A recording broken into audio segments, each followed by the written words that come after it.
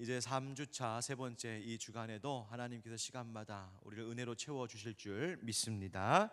오늘 하나님 우리에게 주시는 말씀은 느헤미야서 9장 23절부터 36절까지의 말씀입니다. 느헤미야 9장 23절부터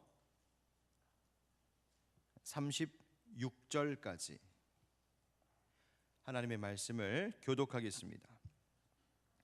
주께서 그들의 자손을 하늘의 별같이 많게 하시고 전에 그들의 열조에게 들어가서 차지하라고 말씀하신 땅으로 인도하여 이르게 하셨으므로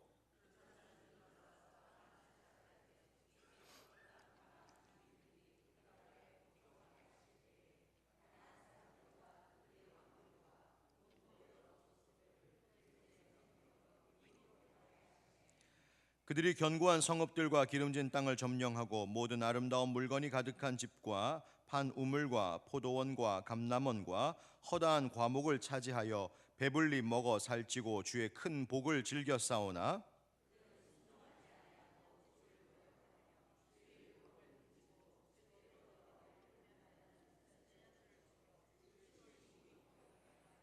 그러므로 주께서 그들을 대적의 손에 넘기사 그들이 곤고를 당하게 하심에 그들이 환난을 당하여 주께 부르짖을 때에 주께서 하늘에서 들으시고 주의 크신 긍휼로 그들에게 구원자들을 주어 그들을 대적의 손에서 구원하셨거늘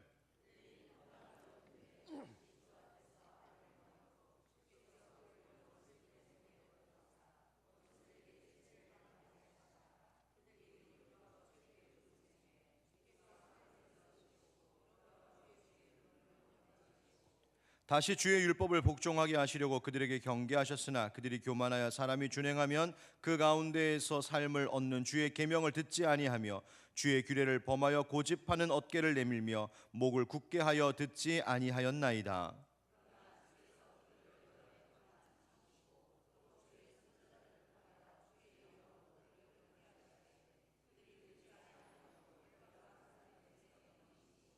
주의 크신 긍휼로 그들을 아주 멸하지 아니하시며 버리지도 아니하셨사오니 주는 은혜로우시고 불쌍히 여기시는 하나님이심이니이다.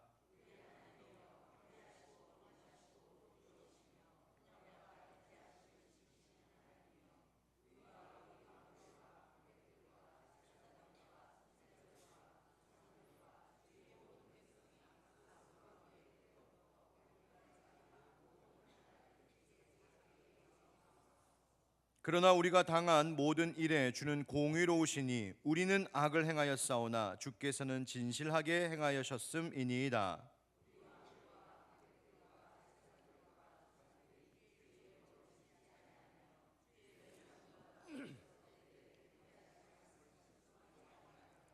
그들이 그 나라와 주께서 그들에게 베푸신 큰 복과 자기 앞에 주신 넓고 기름진 땅을 누리면서도 주를 섬기지 아니하며 악행을 그치지 아니하였으므로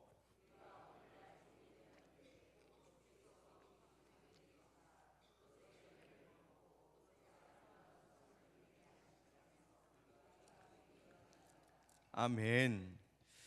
한번 따라하겠습니다. 그러나 주께서 그들을 참으시고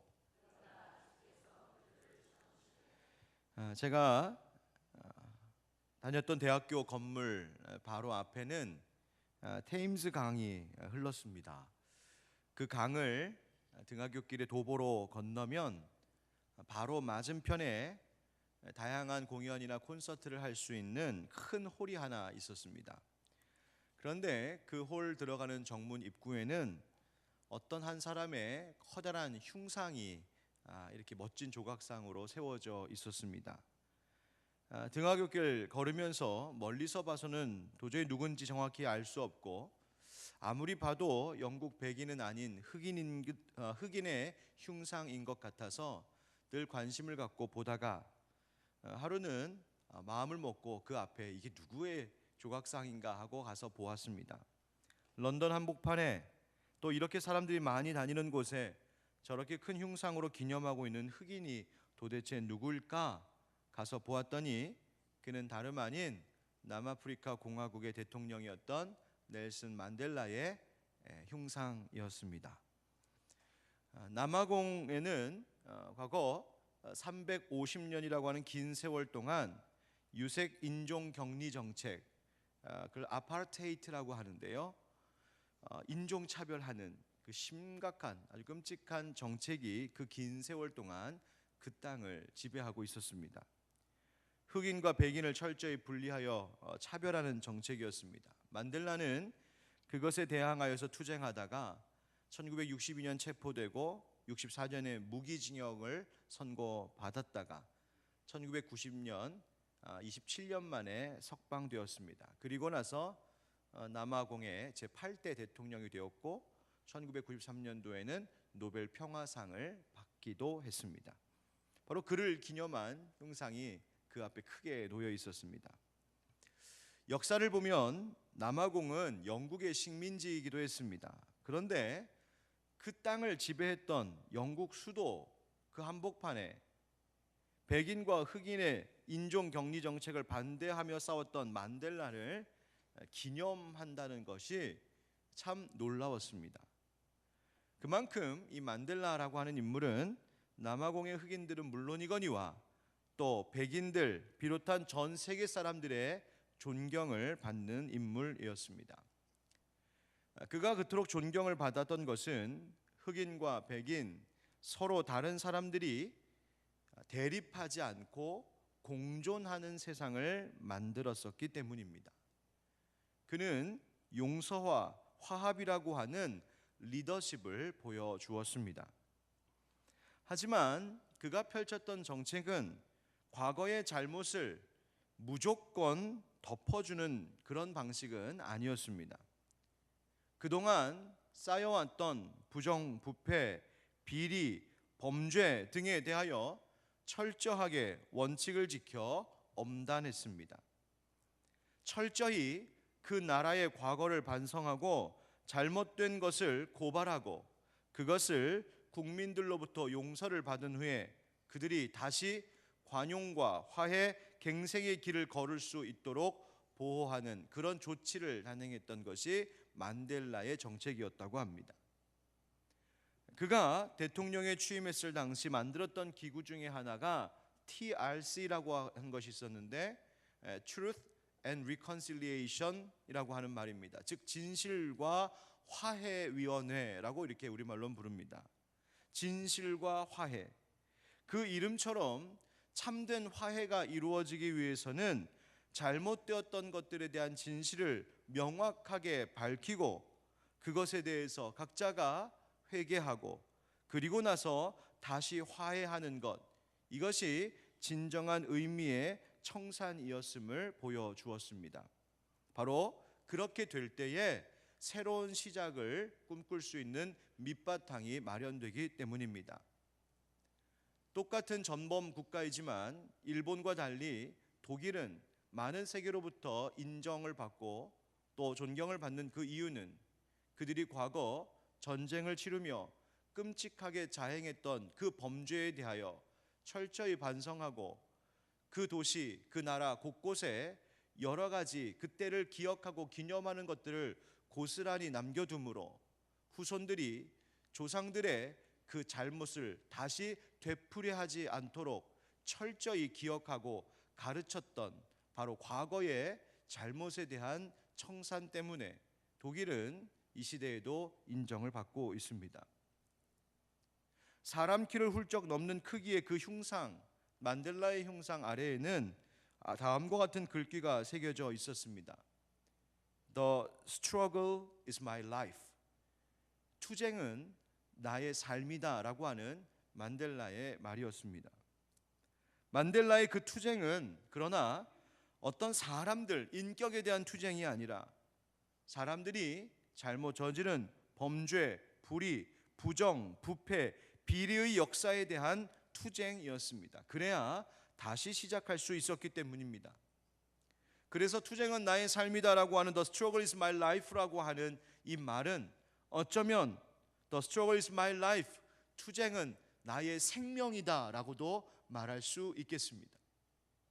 우리가 죄와 싸우는, 부정함과 불의한 것과 싸우는 바로 그것이 우리의 생명을 유지하는 일이기 때문입니다. 제가 이 이야기로 오늘 말씀을 시작하는 이유가 있습니다. 우리가 하나님께 대하여도 우리의 신앙생활에 대하여도 그렇기 때문입니다. 여러분, 하나님께서는 우리에게 무한한 사랑과 은혜를 베푸시는 하나님이신 줄 믿습니다. 사랑과 용서로 언제나 새 길을 열어주시고 우리에게 새로운 기회를 주시는 분이 하나님이십니다. 하지만 그것이 우리의 죄에 대한 값을 무조건 면피하는 아주 값싼 은혜로 우리가 여겨서는 안 됩니다. 우리가 하나님의 은혜를 안다는 것은 하나님 앞에 우리의 과거 잘못을 철저하게 밝히고 고백하는 것으로부터 시작합니다. 하나님 앞에서 하나님과의 약속에 대해서 내가 뭘 잘못했는지, 뭘 어겼는지, 무엇으로 하나님의 마음을 그토록 아프게 했는지 내가 철저하게 고백하고 시인하는 것으로부터 우리는 새로운 시작을 꿈꿀 수 있습니다. 그 죄를 나의 힘으로는 청산할 수 없으니 그래서 예수 십자가의 사랑으로 씻어주시기를, 예수님의 그 십자가 은혜로 덮어주시기를 겸손히 구하는 것입니다. 그러면 하나님께서 다시 회복하시고 하나님께서 위로하시고 하나님이 다시 시작하게 하시는 것입니다. 내가 덮어버리는 것이 아니란 말입니다. 진정한 회개와 용서란 잘못한 것을 그저 기억 속에서 지우고 값싸게 덮어버리는 것이 아니라 가슴이 아프지만 그것을 다시 기억하고 하나님 앞에 자복하고 예수 십자가 은혜로 죄 씻음을 받는 것, 바로 그렇게 함으로 다시는 똑같은 그 죄의 자리에 돌아오지 않게 하는 것, 죄와의 투쟁, 바로 그것이 우리의 생명이 되는 것입니다. 그러면 하나님께서 하나님의 기억 속에서 하나님이 지우시고 하나님께서 십자가의 사랑으로 하나님의 백성들을 덮어 주실 줄 믿습니다. 예루살렘 성벽을 재건하고 수문학 광장에 모여서 하나님의 율법을 들었던 이 이스라엘 백성들이 그 말씀 앞에서 크게 깨닫고 회개하며 통곡했습니다. 말씀에 비추어 보니 자신들이 잘못한 것이 너무나 많았습니다. 하나하나 하나님 앞에 쏟아놓습니다. 그들이 지켜야 했던 절기, 그 중에 초막절기였기에 그들은 자신들을 구원하시고 회복시키신 하나님 앞에 그 은혜를 감사하고 감격하며 초막절기 축제를 기쁨 가운데 벌였습니다. 초막절기 행사가 다 끝난 이후에도 그들은 7월 24일 다시 모였습니다. 베옷을 입고 티끌을 뒤집어 쓰고 금식하며 기도하며 모였습니다. 아직 하나님 앞에 청산해야 할 것들이 있음을 그들이 알았기 때문입니다. 누가 강제로 끌고 나온 것도 아니고 억지로 베옷을 입으라고 억지로 금식하라고 한 것도 아닌데 말씀을 깨달으니 그들의 심령이 그렇게 동하였습니다. 여러분, 하나님의 말씀은 살아있는 생명의 말씀인 줄 믿습니다. 하나님의 말씀이 제대로 깨달아지면 우리는 움직이고 변화되게 되어 있습니다. 히브리서 4장 12절의 말씀과 같이 하나님의 말씀은 살아있고 활력이 있어 좌우의 날선 어떤 검보다도 예리하여 혼과 영과 및 관절과 골수를 깨며 또 마음의 생각을 판단하시니 라고 되어 있습니다. 그러니까 하나님의 말씀은 그저 하나의 문자, 하나의 글귀가 아니라 그 말씀은 살아있는 생명과 같아서 그 말씀이 깨달아지면 우리 속에 우리의 모든 혼과 영, 즉 우리의 모든 존재를 찔러 쪼개기까지 함으로 우리를 새롭게 하는 힘이 그 말씀 속에 있다고 성경은 우리에게 가르쳐 줍니다. 말씀이 들어가면 삶은 변화됩니다. 이스라엘 백성들에게 지금 그 일이 이루어진 겁니다. 이들이 말씀을 깨닫자 끊어야 할 것들을 끊었고 자신과 또 조상들의 죄를 자복하였고 하나님 경배했습니다. 그러던 중에 이스라엘 역사, 자신의 그 조상들의 역사를 회고하기 시작합니다.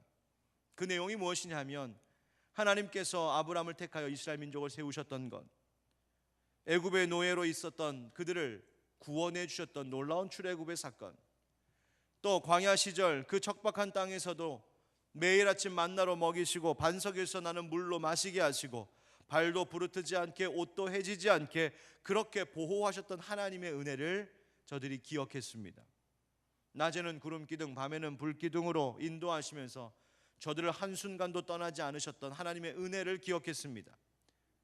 때로는 그들의 조상들이 교만하여서 하나님의 명령을 듣지 않고 거역하고 심지어 송아지 형상 만들어 그 앞에 엎드리며 이것이 하나님이라고 하는, 하나님을 크게 모독하는 범죄를 지었음에도 불구하고 하나님은 40년 동안 그 광야에서 저들을 참아주시고 버리지 않으시고 마침내 약속하신 가나안 땅까지 인도하셨던 하나님이라고 저들이 회개하며 기억했습니다.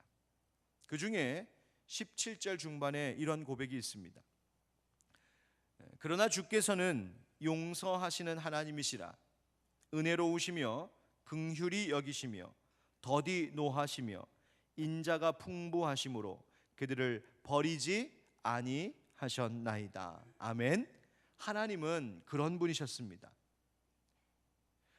이스라엘 백성들은 이제 오늘 우리가 함께 읽었었던 본문처럼 계속해서 과거 역사를 회고합니다. 하나님께서 아브라함에게 약속하신 대로 우리 자손들을 하늘의 별과 같이 많게 하셨군요. 하나님께서 약속하셨던 그 가나안 땅에 우리로 하여금 들어오게 하셨군요.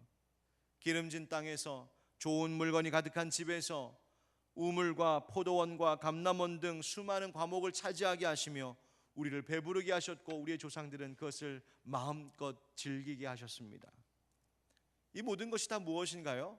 하나님께서 이스라엘 백성들 그 조상들에게 일찍이 약속하셨던 것들이었습니다. 즉 하나님은 자신이 택하신 백성들에게 자신이 하신 그 약속을 하나 오차 없이 하나도 부족함 없이 그 약속을 온전히 이루셨던 신실하신 하나님으로 이스라엘 백성들과 함께해 주셨습니다. 그런데 하나님의 그 언약의 상대였던, 계약의 상대였던 이스라엘 백성들은 어땠을까요? 26절 말씀을 한번 같이 읽어보겠습니다. 26절 시작. 그들은 순종하지 아니하고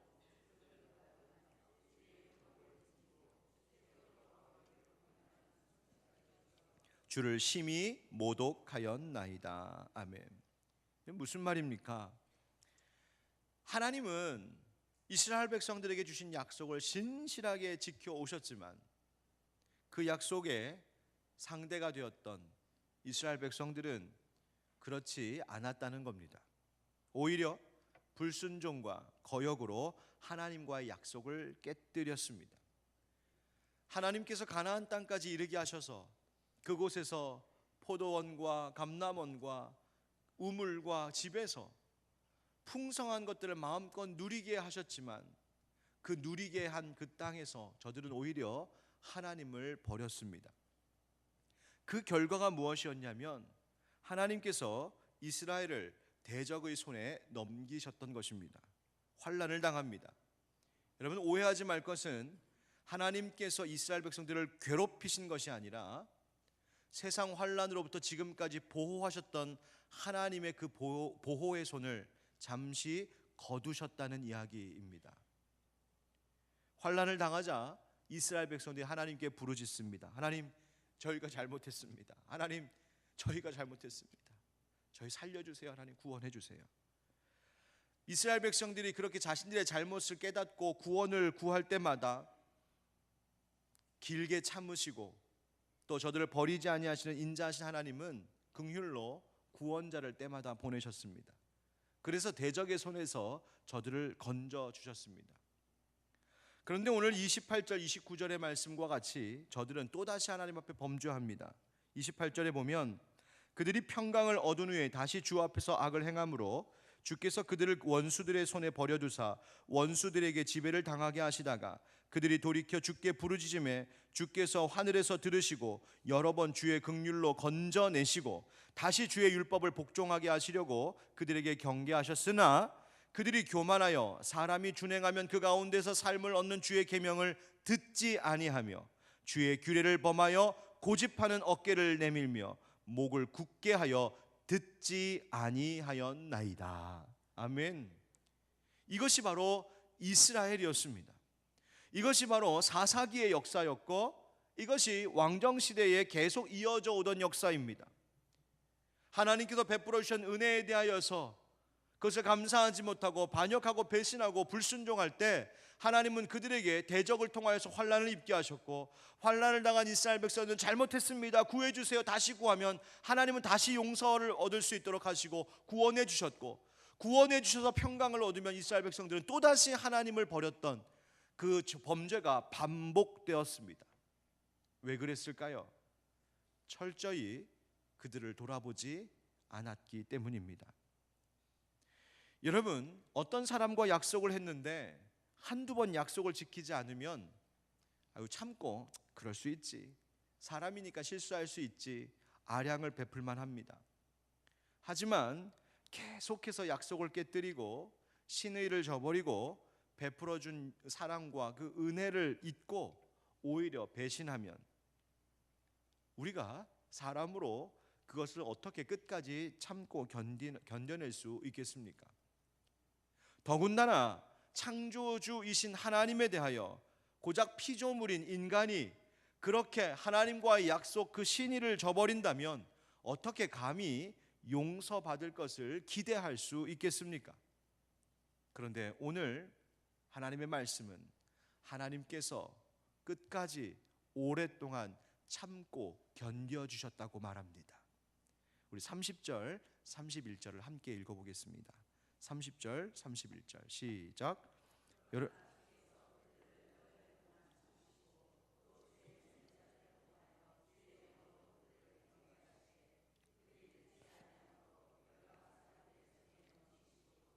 주의 크신 긍휼로 그들을 아주 멸하지 아니하시며 버리지도 아니하셨사오니 주는 은혜로우시고 불쌍히 여기시는 하나님이심이니이다. 아멘.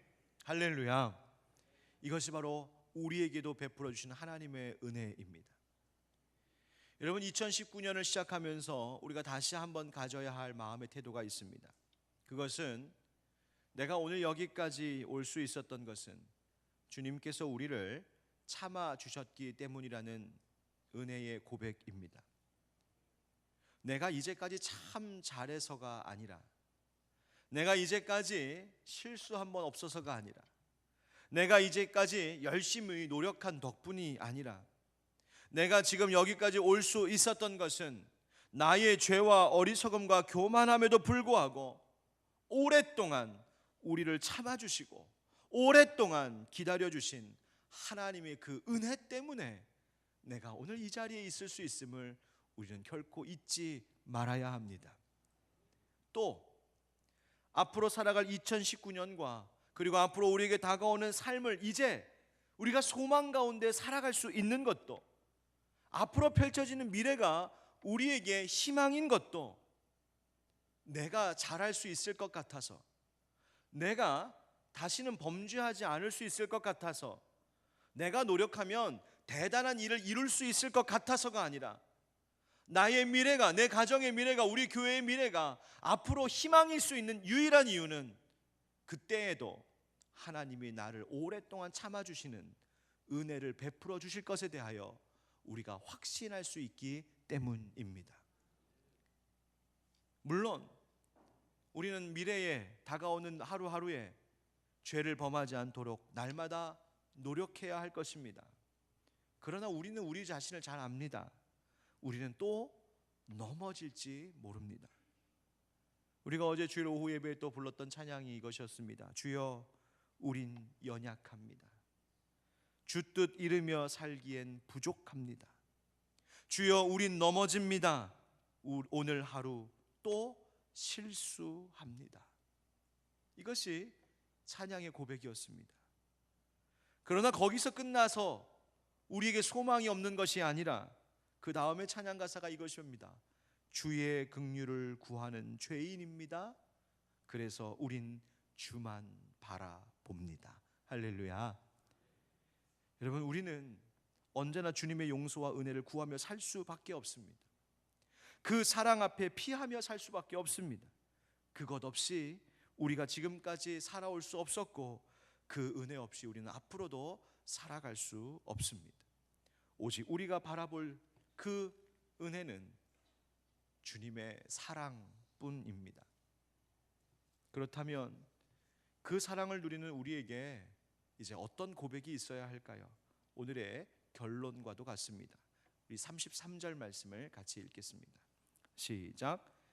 그러나 우리가 당한 모든 일에 주는 공의로우시니 우리는 악을 행하였사오나 주께서는 진실하게 행하셨음이니이다. 아멘.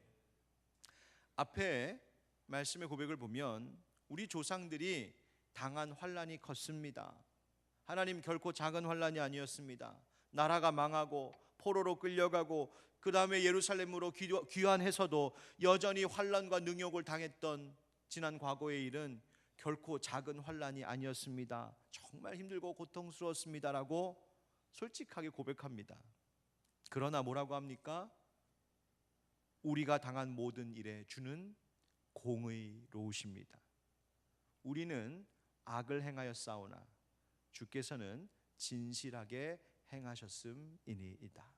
여러분 절 따라 하시겠어요? 우리는 악을 행하였사오나 주님께서는 진실하게 행하셨습니다.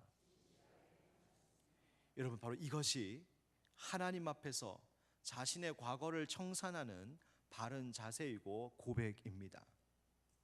나는 잘못한 것이 하나 없는데 왜 나에게 이런 환난이 있었을까? 그렇게 계속 생각하면 고통은 사라지지 않습니다. 한없이 억울한 인생입니다. 나는 진실되게 했고 나는 부끄럽지 않게 했는데 왜 나에게 이런 일이 있느냐라고 하면 삶은 계속해서 억울하고 불행한 인생으로 끝나버립니다. 여러분, 진실하신 하나님, 약속에 대하여 완전하게 성실하신 하나님 앞에서 어느 누가 흠이 없다고 우리가 말할 수 있겠습니까? 거룩하신 하나님 앞에서 우리가 사실 고백해야 할 것은 하나님, 우리는 사실 악합니다. 내가 죄인입니다. 그러나 하나님은 진실하시고 거룩하십니다. 나의 잘못을 나는 부인하지 않겠습니다. 나의 악함을 하나님 철저히 자복합니다. 그런데 주님은 사랑이시니 예수 십자가의 사랑으로 나를 씻겨주시고 주님 나를 용서해 주십시오. 우리의 죄를 철저히 자복하고 하나님 앞에 그 용서를 구할 때에 우리의 삶은 은혜를 입은 삶, 복의 삶이 될 줄 믿습니다. 시몬 베드로가 예수님을 처음 배웠을 때에 예수님 무릎 앞에 엎드려 고백했습니다. 뭐라고 고백했냐면 주여 나를 떠나소서 나는 죄인이로소이다. 그러나 그렇게 고백하는 베드로에게서 예수님은 한 번도 떠나지 않으셨습니다. 오히려 그를 가까이 두시며 예수님의 사람으로 베드로를 삼아 주셨습니다. 나는 아무 잘못 없다며 기도했던 바리새인보다 불쌍히 여기소서 나는 죄인으로소이다 자백하며 가슴을 치며 기도하는 세리가 더 의롭다 하셨던 예수님의 말씀을 우리는 기억해야 합니다. 우리에 대하여 오랫동안 참으시는 하나님의 그 은혜 앞에 우리를 철저히 열고 자백하며 하나님의 사랑으로 다시 회복되는 은혜가 우리 가운데 풍성하기를 주의 이름으로 축복합니다.